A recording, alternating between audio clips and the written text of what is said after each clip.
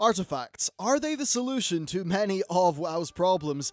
Yes, there are concerns, but Legion's artifact system appears to be tackling some of the problems that the game has perhaps suffered from the most in recent times. First of all though, the system was only just announced. We are lacking in details. It could be brilliant, but it could be terrible. We just don't know, so there's no point in getting super hyped or super angry this early on in the process. WoW's rewards have become more and more tricky. As time went on, Blizzard have tried to give them out faster, probably in an effort to combat their aging player base's reduced ability to pull an all-nighter every second day without repercussions. So, they have been giving us faster and faster rewards, but what do they have to reward us with? Well, currently it's mainly been gear or special cosmetic items, but for most cases the bit of gear and the cosmetic item are essentially the same thing, and the likes of, say, battle pets aren't really of terrible interest to a big chunk of the player base. This means they have been throwing gear at us like there is no tomorrow, and it's led to a bunch of issues. Gear feels less special than ever, and you gear so quickly that you end up burning through the content. Seriously, if Warlords was just paced a little bit slower in the pre-raid gearing, then I think it would have lasted a little bit longer for people. Now, the artifact weapon system gives them a fantastic opportunity to course correct away from this problem. We have two different customization options so far. You can get a number of different models for your artifact weapon, and then a number of recolors of each model.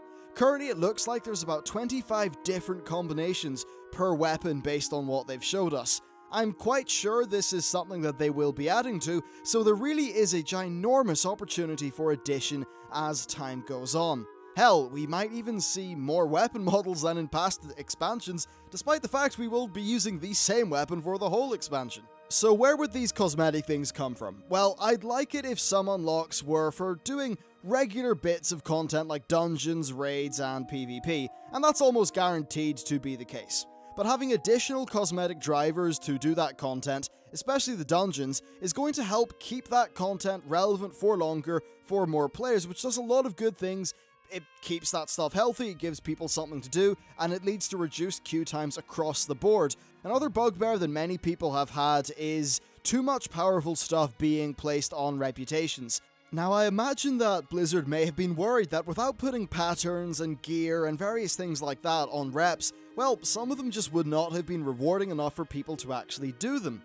The artifact system gives Blizzard another avenue to reward players, perhaps meaning that we will see some purely cosmetic reputations that have actually got rewards that really are exciting to people because that artifact system is going to be so integral to the expansion. But of course it would still be optional, and I think that if a reputation had some transmog gear, something for your artifact weapon that's cosmetic, maybe a class accessory and some little things like that, perhaps a mount or a pet, that's really enough cosmetic stuff to be properly interesting for the people who are into that content. Now, artifacts will level up via artifact experience, and this experience will come from a load of different sources at endgame. It is essentially an alternate source of character progression at the endgame, which rewards you with new game mechanics, i.e. you unlock new abilities and things for your class via your weapon.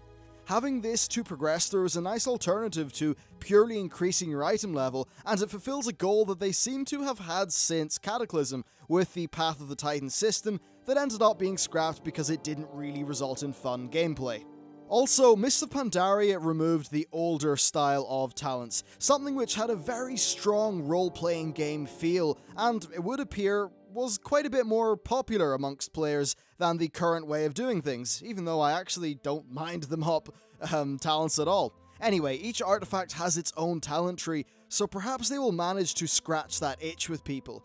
Now, currently it seems like you will eventually, i.e. by the end of the expansion, have all of the different slots in that talent tree unlocked. I don't really think this is the best way of doing things, since choice has always been a core part of a talent tree. But still, even if it is like that, as long as you cannot max it out during the first raid tier, then it's still going to provide lots of choice and lots of options throughout the expansion, which is certainly a good thing. Now that said, there are some concerns. Why does everyone have an Ashbringer? Can it not just be an unknown weapon that we take and forge into a legend? After all, most specs have got a previously unheard of minor weapon, for an example, something like the Eagle's Spear. So maybe using something instead of the Ashbringer or instead of the Doomhammer would fulfill the same gameplay without really causing that much spectacle creep. I don't really think it matters that much past the initial marketing hype that we're actually using the Ashbringer. Another point is that progression will only be fun if they balance the talents out well and ensure that the runes which drop from bosses have exciting things going on with them. I think that those runes could be really cool, and perhaps adding some new mechanics to your weapons, almost like little miniature trinkets. So there's a lot of potential there, but balancing all that stuff and balancing the drops to be sane will definitely be a bit of a challenge. They'll have to tweak that one very well.